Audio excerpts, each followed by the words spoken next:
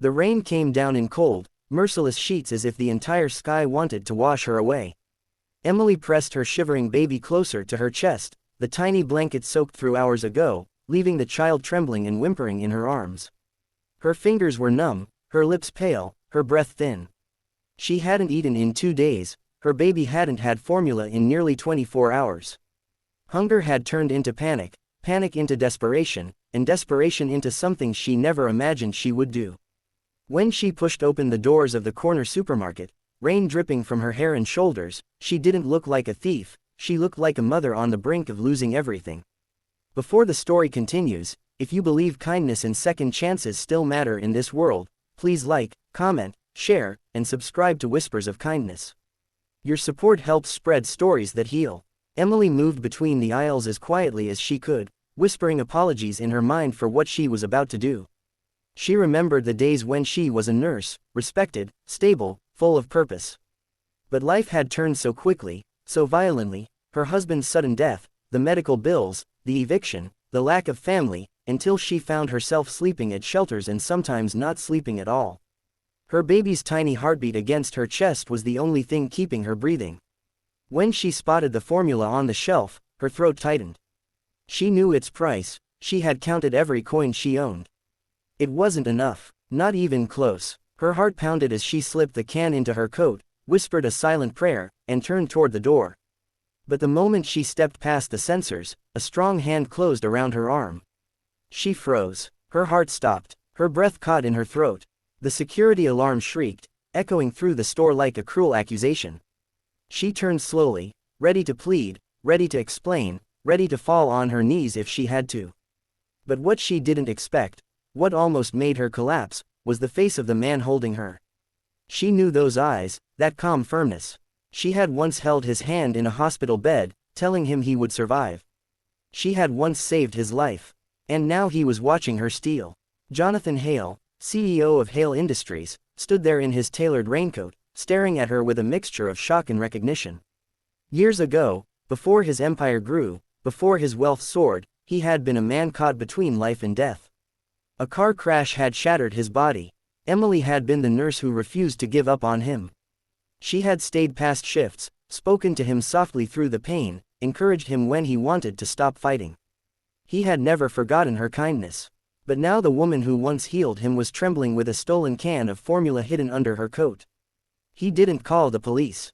He didn't shout. Instead, he gently guided her to the back office, his voice low, asking the manager to lock the door but give them privacy. Emily held her baby tighter, afraid to speak, ashamed to meet his eyes. She expected anger, judgment, disappointment. But the silence that followed felt heavier than any rebuke. Jonathan looked at the baby's thin cheeks, the way Emily's arms shook, the way her wet clothes clung to her bones. And for a moment, his business-lined world fractured into something deeply human. Emily's life had become a long chain of hardships. She had tried to apply for jobs, but with no address, no childcare, and a newborn, no one wanted her. She had tried shelters, but many were full or unsafe.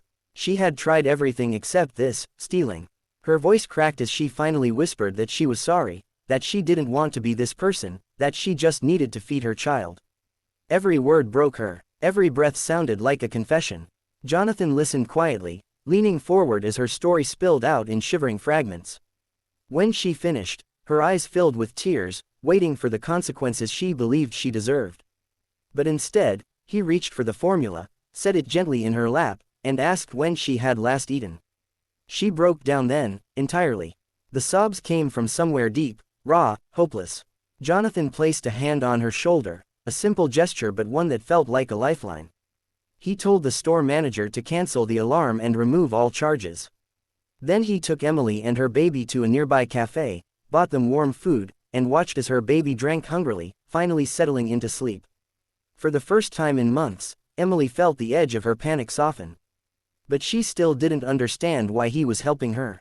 When she asked, Jonathan reminded her of the nights she stayed by his hospital bed, even when she wasn't required to. He remembered the way she encouraged him, the way she believed he would walk again when the doctors doubted it. "I owe my life to you," he said softly. "Now let me help save yours." Over the next few days, Jonathan arranged temporary housing for Emily and her baby, connected her with social services, helped her replace lost documents, and even provided clothes, food, and essentials. Emily was overwhelmed by the sudden stability, terrified it would be taken away, terrified it was too good to be true. But Jonathan didn't disappear. He checked in every day. He supported her not as a CEO granting charity, but as a human repaying kindness with kindness. As weeks passed, Emily slowly rebuilt herself. She rediscovered her skills, her confidence, her strength. Jonathan offered her a job at one of his company's wellness centers, not a handout, but an opportunity. Emily accepted with trembling gratitude, determined to serve others with the same compassion she once gave him.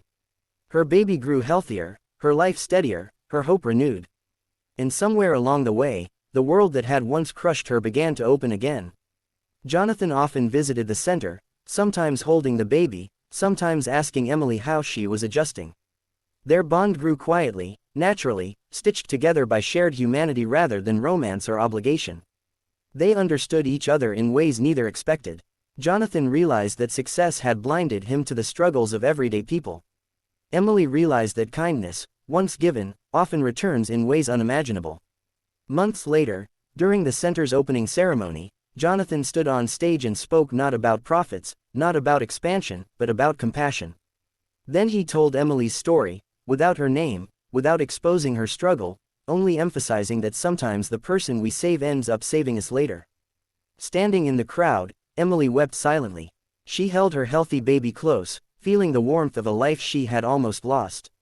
By the time the video ends, you can almost picture Emily walking out of the center with her baby in her arms, her head held high, knowing her worst days were behind her and her strongest days were ahead. If this story touched your heart, please like, comment, share, and subscribe to Whispers of Kindness. Your engagement helps these emotional stories reach others who need hope. Before you go, please comment below. What is one act of kindness you'll never forget?